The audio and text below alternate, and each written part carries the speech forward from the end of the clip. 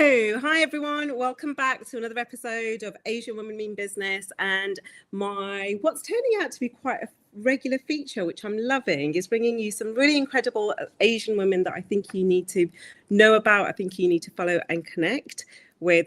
Today, I am joined by the wonderful Kamal. I'm going to get her Kamal to introduce herself to you and share a little bit about what she does. And we're just going to have a really easy breezy conversation. If you've got any questions, you can put them in the comments, and I'm really happy to ask directly. I'd love to hear what you've got to say about our conversation as well.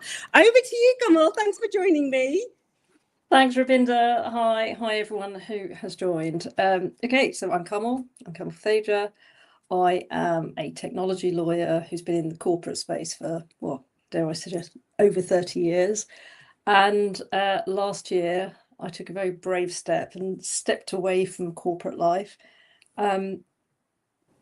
Technically retired from DHL and set up my own business. And the business is called Ulysses 26. And it's a business where I offer coaching, I do facilitation and leadership programs, and also do a bit of legal advisory. And I'm loving it. It's very different to what I've ever done before. All I've ever known is life as an employee. And as you can imagine, and I'm sure many of you have been there, it's a very different experience when you've got your own business, and it took a lot of courage to do it, and we'll talk about that in the conversation now. And so yeah, that's what I've done. I set it up last year, qualified, got all the accreditations I need to say that yeah, I'm an ACC accredited co-active coach. I just love it. I love connection, I love talking to people, and critically I love seeing how people unlock their own potential and do things that maybe they might not have done or realize they could do. And it's got nothing to do with me and all about that. So yeah. I mean, I love all of that, and there is so much to unpack. But what inspired you to start your own business? Like you said, you've done 30 years in the corporate world, you've retired, and there's so much you could have done in terms of, and I'm sure you do, in terms of hobbies and things that, all those things that we shelve and we wait. But what inspired you to start your own business? And a great question. It was look, I'm late 50s. I wasn't ready to just get the knitting needles out, which arguably might be somebody's view of retirement. But I wanted to get off the corporate, that whole corporate space. I loved it, and don't get me wrong, I grew up, I think, in DHL, 24 years there, and what I learned from that was the highlight of it all. When I reflected on, I've been a head of legal for one of their subsidiaries, ended up being a global head of their IT practice, which was amazing. So, you're advising C-suite execs, you're dealing with strategic work. It's wonderful. I could have carried on with it, and that was the obvious choice. But I felt I was just repeating not just because it's an incredible role and it's an incredible company, but I was repeating myself. And what I felt was, through the coaching, which I sort of started on the coaching journey, and I was doing some coaching work within DHL, plus leadership programs, and the joy I got from doing that and supporting younger colleagues, working with them, and it wasn't just women, it wasn't just doing the DEI work, which I did, I loved it, but there was more. And it was that selfishly was the feeling I got when I would work with these people. There are future leaders. What if coaching was offered to people in their 20s and 30s when they're making huge life decisions, which we do? And I thought, what would I have done when I was in my 20s and 30s had I had a coach that would help me and take away all the pain of the struggle of, what if I do this? How will I cope? I've got kids, I've got family. What do I do? Should I take this promotion? Am I good enough? So many questions. And what I realized about 10 years ago is there's, particularly women, I realized I was pretty much a typical woman with all of they call it the imposter syndrome. It's a saboteur running wild, saying, oh, you can't do that, or don't do that. What if you fail? What if you don't fail? So that was a real driver for me. And yes, I could have carried on, done that within a corporate space, but I actually wanted to stop full-time work. And I didn't want to do part-time work within a corporate. And it was a leap of faith. It was, and there was, it's really visual for me in a coaching session where I thought I needed to take that step off this kind of mountain, if you will, and know that there's a stepping stone that will be there for me, which is what I did. And it was experiencing life in this different world. I mean, and what I suppose in a way, what really triggered it for me was that I lost my mum 2 years ago. And you realise that your own mortality, you start thinking about, and we haven't got forever. If you're going to make a decision, you've got to be committed. And when you do, it's as if Providence moves forward with you. And that's exactly what happens. Opportunities will present themselves. You'll start talking to people. You'll be meeting them and talking in a different way and finding out a bit more about yourself. I've learned so much about who I am and what's possible for me. But I've also, and you talked about hobbies, I've also had time for the garden, which is my sacred space, if you will. I love it. I get really excited when my roses start blooming. I can water them. I can deadhead them. Things that I found really hard to do when I was working, I've taken up tennis. So I am doing these. I'm going to the gym. So it's about life in this different chapter. And it's my version of retirement, if you will, or the chapter, the next chapter. So I'm excited, and to be excited after having all this, and I love my career. I was very grateful. I'm married. I've got 3 kids. It was thanks to the family supporting me, I was able to have a wonderful career. And the obvious thing would be to go on to a GC role or do something of that ilk. But I felt drawn to this, the coaching piece, the advisory bit, strategic work, doing the bit that counts, and supporting leaders, supporting women, supporting the people who may see something in themselves or find out about something about themselves and their skills and their potential and their talent, and go off and live their best lives, which sounds cliched, but it really is what coaching does. And honestly, with my clients now, I probably learn more than they do at times, because I'm just like, wow, it's the power of, I call it magic with coaching. Yeah, and it is magic. And I think it really is. And there's so much magic in what you're sharing, the to have the faith and take the leap and to be courageous and to that assessment of our own mortality. And when you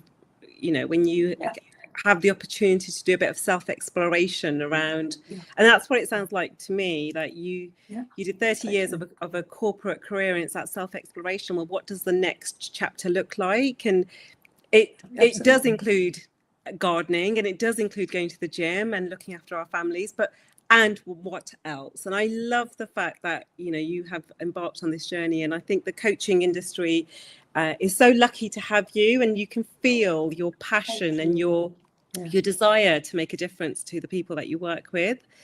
I think that's it, and I think the making the difference to particularly as a lawyer, I have a huge emphasis on the legal profession for obvious reasons.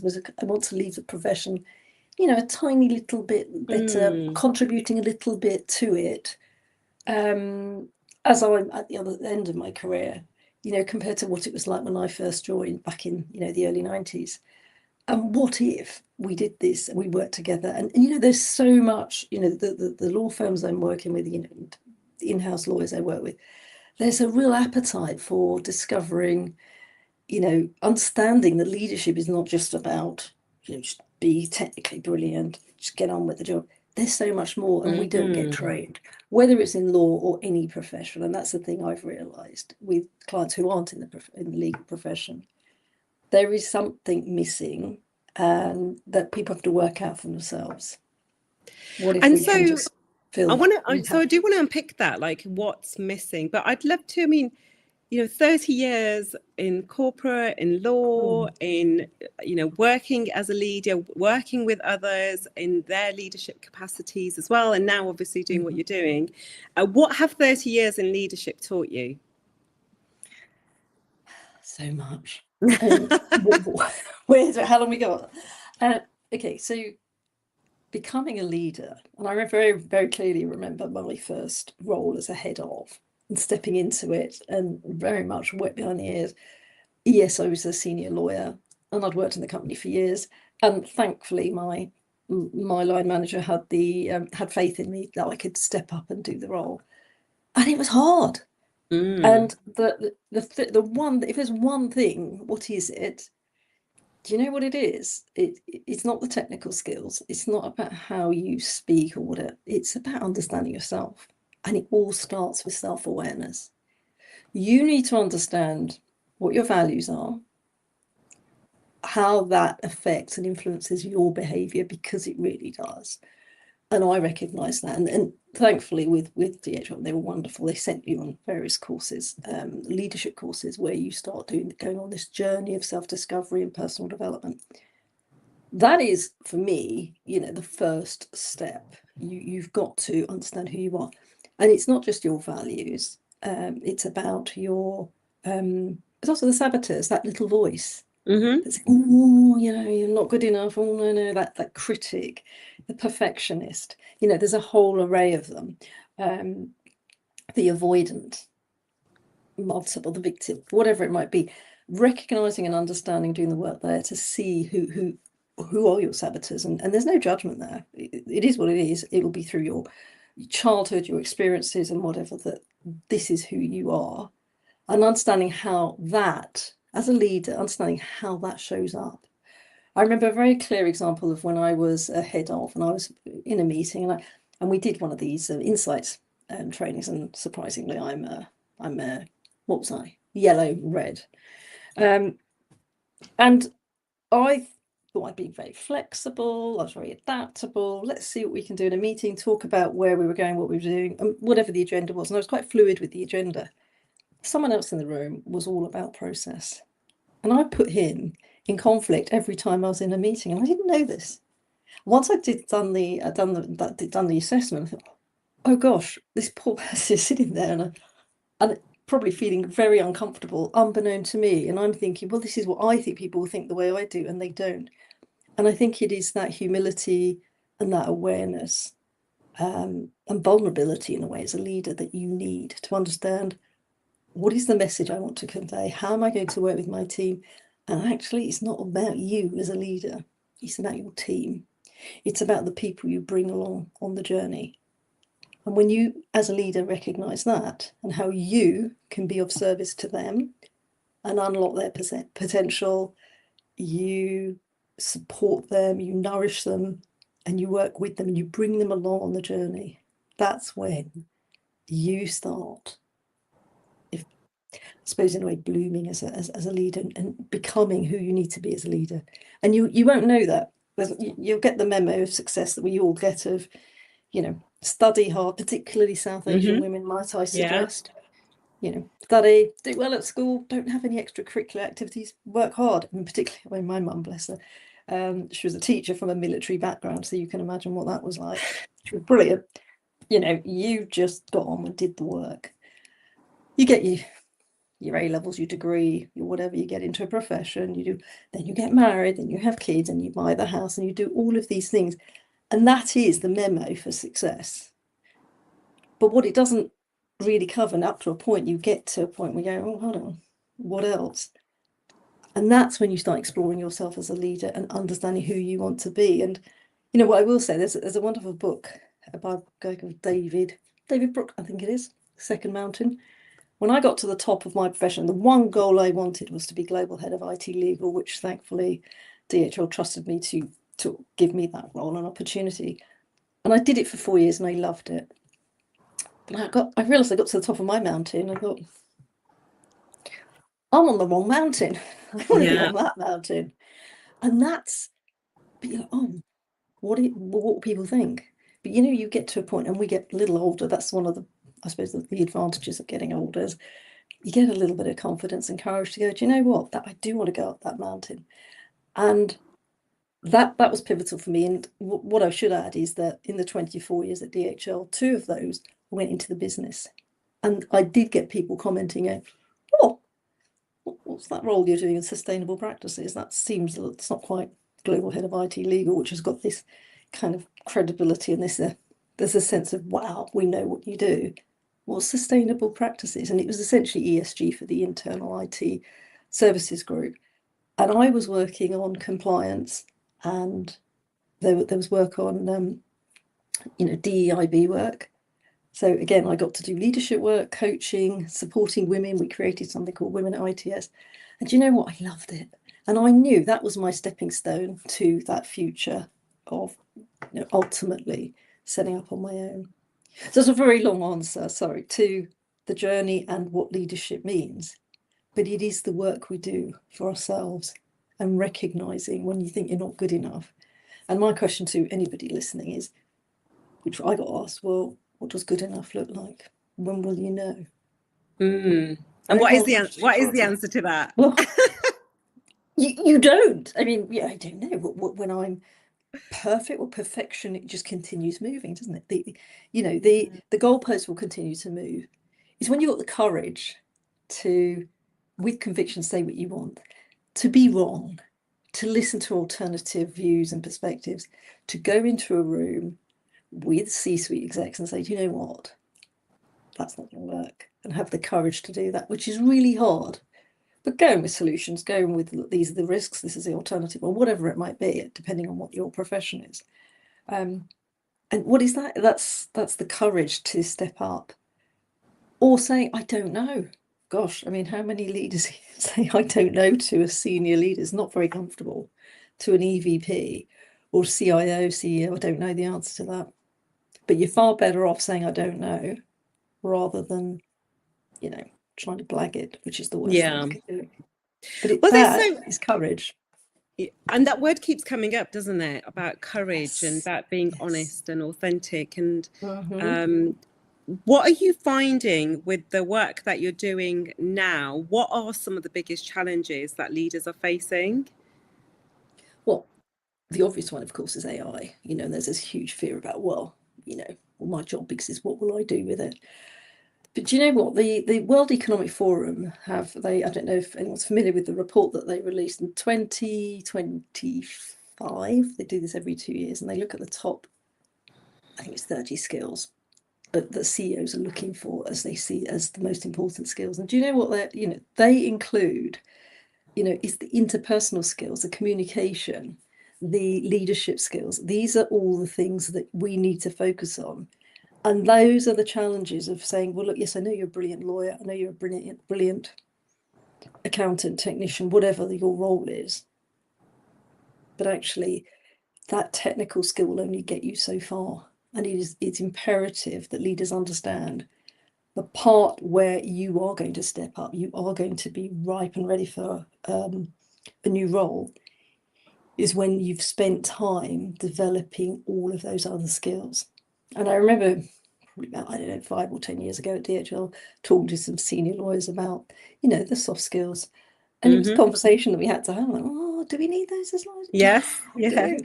And you know what? We went on a journey with it all, and we created opportunities which I'm really amazed and proud of, that it was having the courage to say, well, actually, I think we do need this. I do think we need to be doing some unconscious bias training, but beyond the box ticking playbook stuff, of let people feel what it's like, let people understand what belonging means, what privilege is, and do the work. Because when people can bring their authentic selves to work, and leaders understand that, well, that's where the hard work is. That's when you really you thrive as a team, you thrive as an organization. And I know, and I've seen it at DHL, and it's just remarkable. And that's something that really rang true with me because I realized, and I dare I admit it, and I only realized it a few years ago, that this kind of sense of belonging, well, what does belonging mean? It's when you feel that you are part of whatever the organization is, your team, or whatever it might be, but you are just you come as your whole self. You don't leave a part of it behind you. And I realized that I was, in a way, trying to be a white middle class man when I was a trainee. Yeah, I did. Because I didn't talk about the cultural bit, the heritage piece, the whatever, the background, because that wasn't relevant to what we needed to be, in as a trainee. And you think, God, oh my gosh, this is what I did. And I think it's incredible, the journey. I mean, that was in the early 90s, where DEIB wasn't something we were talking about. We weren't talking about, any of this diversity stuff. And I see these young professionals now who are setting up, groups and various organizations within, within and communities within their companies. And that, so rather than trying to be something you're not, you focus on what you are and who you are. Actually, I was what. Do you know what just occurred to me as well? I was just, as you were talking, I was just reflecting on my 20-year HR career and the patterns in people management and people practices and best practice that we saw, and also how leadership and the role of leadership, how that has evolved and changed, and how, I mean, when I started in HR, it was still called personnel. We were like the personnel police. But the model, and I think what you've just shared is so candid and vulnerable and honest, that when the model of leadership that for so many of us, and particularly those of us of a certain age and generation, is a white male, and whatever style of leadership that is, and let's be honest, 20 years ago, it was a very particular style of leadership. And when you see those leaders, making their way up the ranks, they're the ones that are getting promoted and getting the really great projects and the pay rises. Those are the messages that we're taking on board, right? Like, that's how I need to succeed. That's how I become a leader. That's what I need to emulate. And I love, I love what you've just said about, and I realized that's what I had become, because that's what I was trying to be. I mean, let's be honest, they completely failed. They didn't. They absolutely didn't do it. But what I did is when I had, again, it goes back to the self-awareness, and one of my values is kindness. I was mortified. I was telling my team, "This is terrible. Kindness. I was expecting it to be leader. I don't know, old leadership skills, teamwork. Oh, I've got kindness and honesty." They go, "Kamal, but we love that." Like, do you? But that doesn't sound like what I imagine leadership to be. But actually, being kind to your team. What does kindness even mean? It means listening and being present and hearing what's going on for your team, and giving them an opportunity to say what they need to say, be who they need to be, not a version of you. And that I realized I learned. I was learning as I was going along in my leadership journey so much. And I was fortunate enough to have an incredible team who, they were young, they were wonderfully, they were bright, they were eager. But what you do is you say, well, how can I support you? What can I do to support you, for you to carry on your journey? Because they make me shine, I make my leader shine, but we do it authentically. And when we went down the authenticity route, and we're not running around saying this is authentic, this is not. You don't do that, do you? But you bring your whole self. There are so many parts of our lives, there's family challenges that are going on, and recognizing those, that you can bring that and say, look, I'm having a rough time. Okay, fine. Well, what do we need to do to facilitate, to support you? How can we make things work? And that, I suppose, in a way, is the kindness piece, isn't it? And understanding and being open to working with teams. But it's not just your own teams, of course. You've got to work with others, the stakeholders that you're dealing with. But that doesn't mean you're not strong, and you have to be firm. And you've got to learn to say no. And you've got to be able to say, well, hold on a moment, that's not going to work. And people may think, oh, well, just say, no, Kamal will be fine about that. And soon realise, no, Kamal won't be fine. Don't mistake me for someone that will just, you can take for a ride. No, not at all. And so you need that inner strength and that inner conviction to stay the course and understand how you navigate through an organisation, and you collaborate with people and communicate. So these are the skills. It's the communication, it's the engagement, the delivery of the services almost is that's taken as read. But as a leader, you've got to delegate that and allow your teams to do that, whilst you give your team air cover and work on the tough stuff, the strategic stuff, whatever it might be.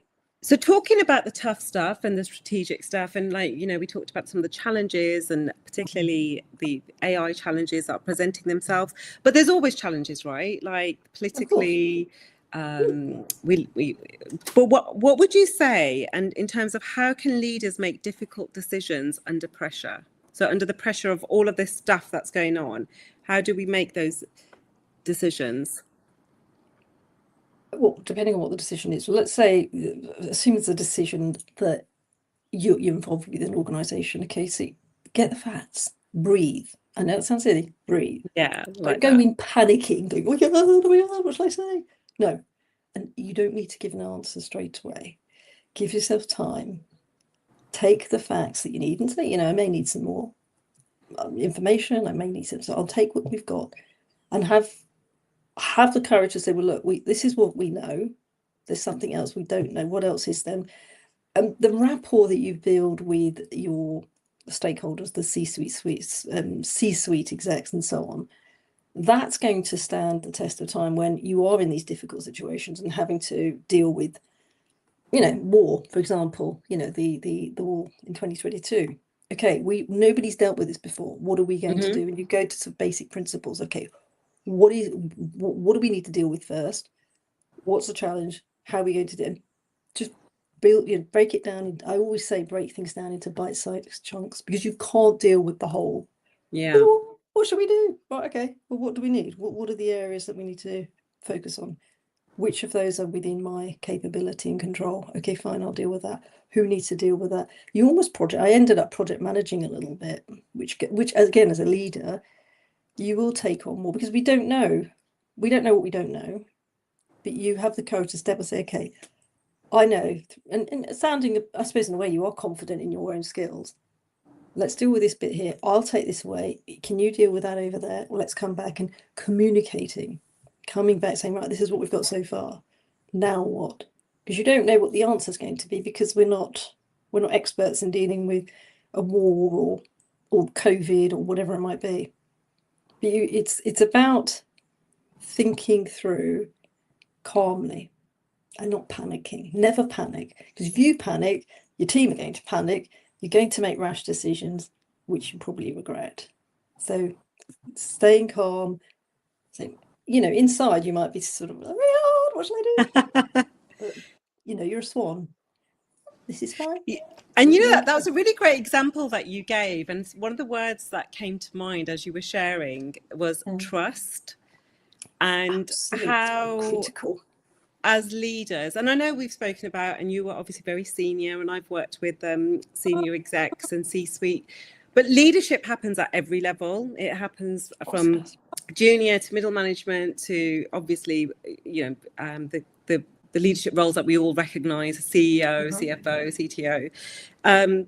But what really struck me in so much of what you said was that if there is trust in you as a leader and your leadership style, and so much of what you've shared with us around the kindness, the compassion, the authenticity, realizing that there's not a separation, you inbuild that trust. Then I love the example that you gave about, okay, well, what needs to happen? What can I do? Let me take away this. Can you do this? Let's get back.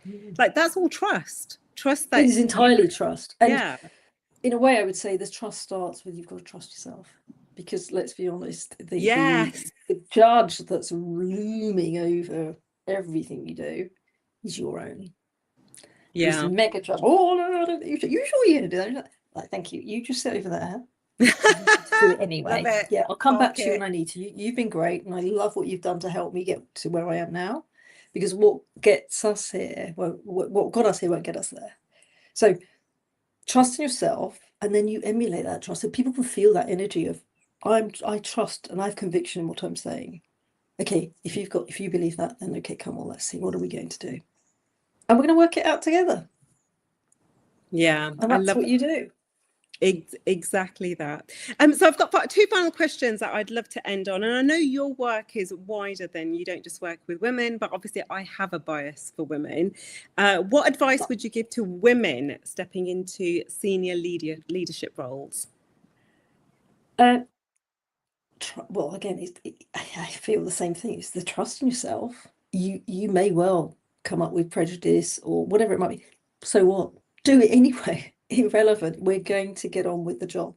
You're in a role because somebody trusted you to do the role. Who are you to, question your leader or whoever the decision maker was who gave you that role?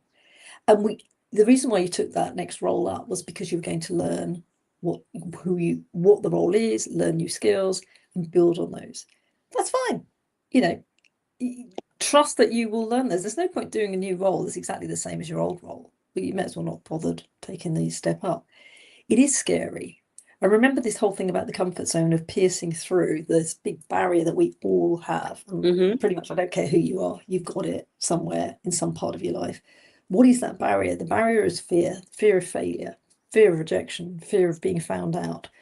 And the guardians of course, are the judges, like the main judge, and then there'll be various saboteurs like, we're holding this up. Pierce through that.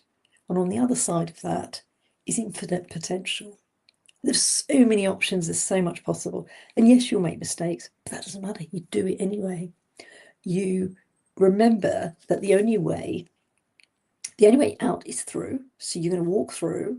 I mean, my coach calls me the storm walker because I walk through the storm. Love that. Yeah, I walk through the storm. I have that conversation, that difficult conversation, the one where you have to say, well, I don't know what I'm doing here, or this is what you said did not work. When you said this, the impact was this. Next time perhaps you might want to be looking at things alternatively. Have the courage to feed back to people. If someone's being rude, step up and say, well, and you don't need to be aggressive. You're assertive. Big difference. People soon understand that, oh, okay, Kamal's not messing around here. And we are going to get things wrong. And when you say something and it's wrong, apologise. Yes. Park your characteristics at home, whatever they may be. And I remember my working class female, of colour, came from single parent background, all of those things. Yeah. Comprehensive school.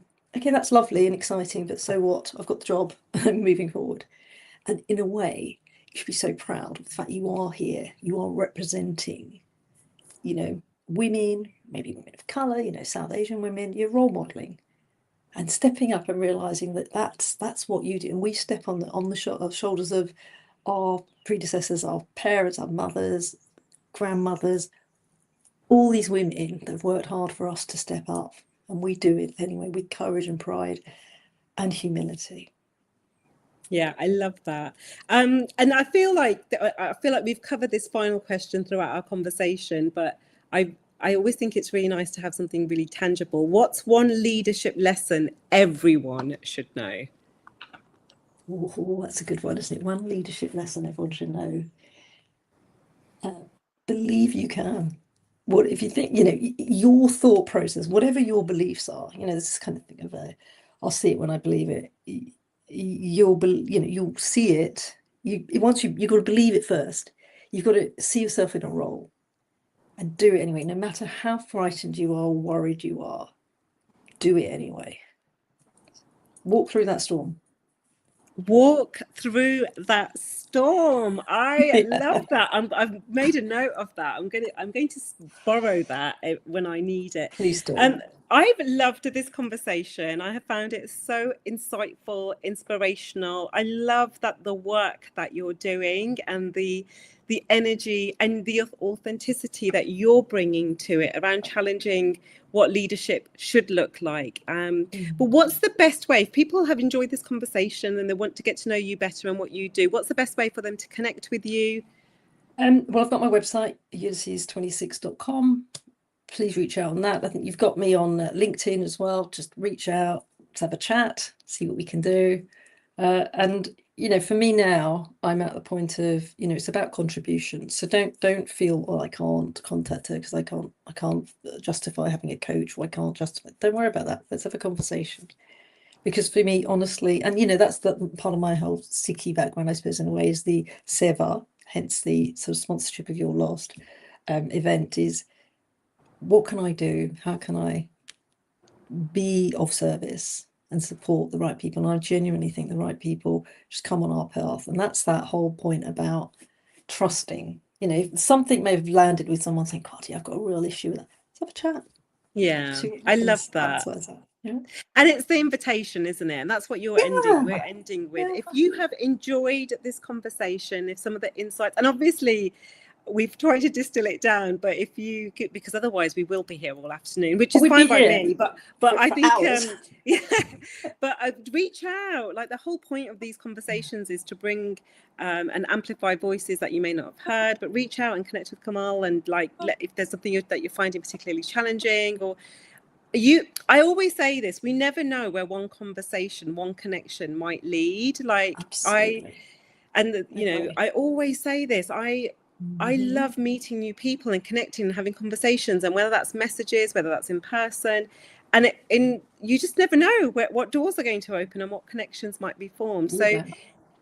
if it resonates, reach out and connect. But thank you so much for your time today, Kamal. Thank you you for so much having for me. sponsoring so Kamal was one of our sponsors for the South Asian Heritage event we did with Zindia, which are our community events that unfortunately she couldn't come to. Tell everyone why you couldn't come to the event. She was doing Wow, I mean, I was cavorting around Tuscany. I'm really sorry, but someone has to do it. But yeah, so you know, I love your work, Ravinda, but sorry, nothing's keeping me No, away I from the totally got Tuscan it. hills.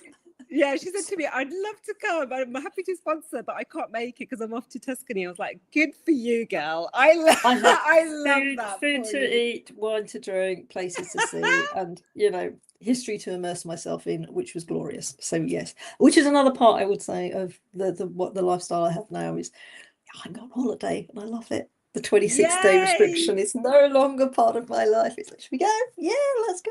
It's a freedom. It's a sense of freedom. Yeah, I love that. Well, let's end on that note then. If anyone wants to reach out, please reach out. But I've loved this conversation and all the insights that have been shared. Until next time, bye for now. bye.